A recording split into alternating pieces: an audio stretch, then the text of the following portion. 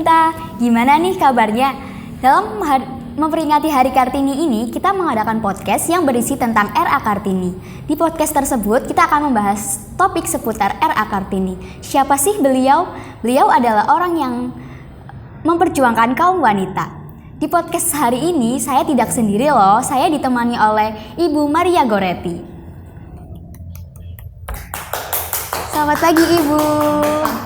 Gimana Bu kabarnya? Baik. Alhamdulillah baik ya Bu. Baik Ibu, dalam rangka memperingati Kartini ini, saya mau bertanya Bu, makna Hari Kartini itu seperti apa sih Bu? Menurut saya, ketika kita memperingati Hari Kartini, kita harus selalu bisa mengenang kembali apa yang sudah diperjuangkan oleh Ibu Raden Ajeng Kartini. Ibu Kartini itu sudah memperjuangkan emansipasi perempuan Indonesia sehingga bisa sejajar seperti sekarang ini dengan kaum laki-laki. Saat ini banyak perempuan Indonesia sudah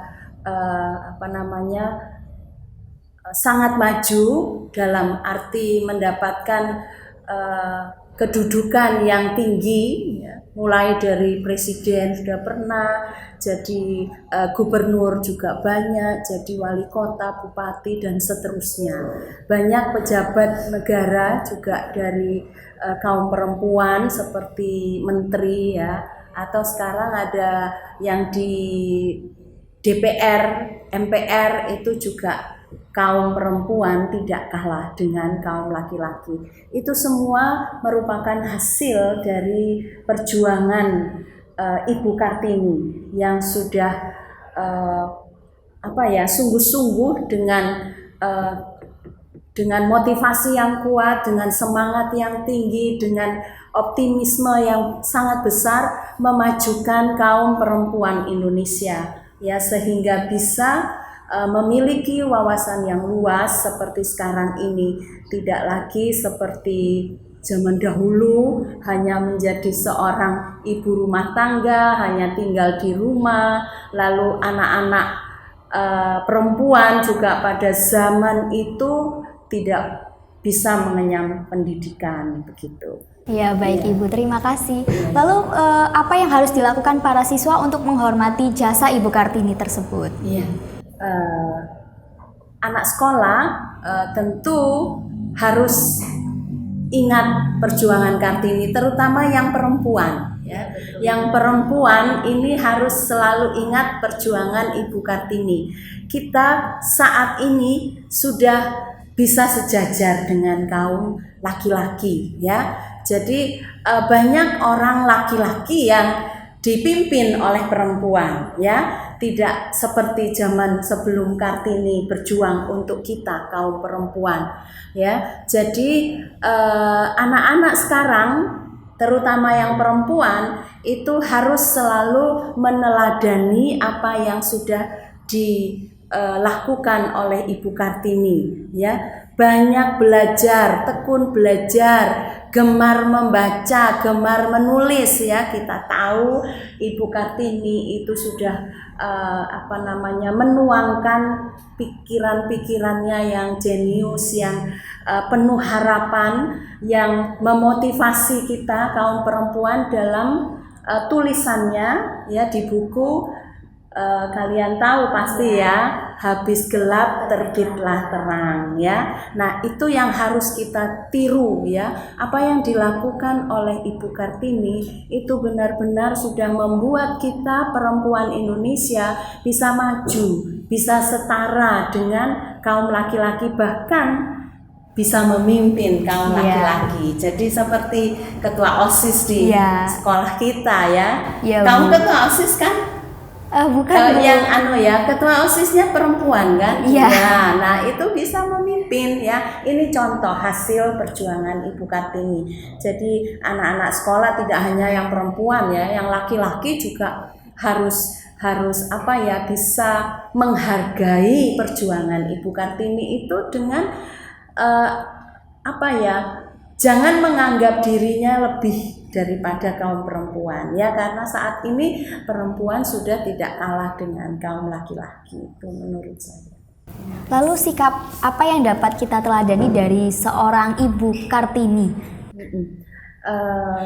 Kalau kita lihat sejarah, kita membaca sejarahnya, kita tahu Ibu Kartini itu walaupun menjadi seorang anak yang taat, ya, yang patuh pada orang tua, Kartini selalu berjuang untuk kaumnya. Ya, dia selalu ingin membuat perempuan Indonesia itu tidak kalah dengan laki-laki. Dalam arti jangan sampai tertinggal, hanya ada di belakang ya. Jadi kita perempuan dan laki-laki itu harus berjalan beriring begitu, bersama-sama untuk memajukan bangsa kita. Itu yang harus dipikirkan oleh kita semua, anak-anak sekolah ya, kaum laki-laki dan perempuan zaman ini, karena anak sekolah tidak hanya perempuan ya. Jadi semuanya harus bisa meneladani apa yang dilakukan Ibu Kartini, seperti tadi taat, hormat pada orang tua, tapi tetap penuh semangat, tetap mau belajar dengan tekun, bersemangat di dalam memajukan bangsa ini, punya rasa nasionalisme yang tinggi tentu saja, karena ingin memajukan ya bangsa ini lewat perjuangan kaum perempuan yang saat ini bisa sejajar dengan kaum laki-laki.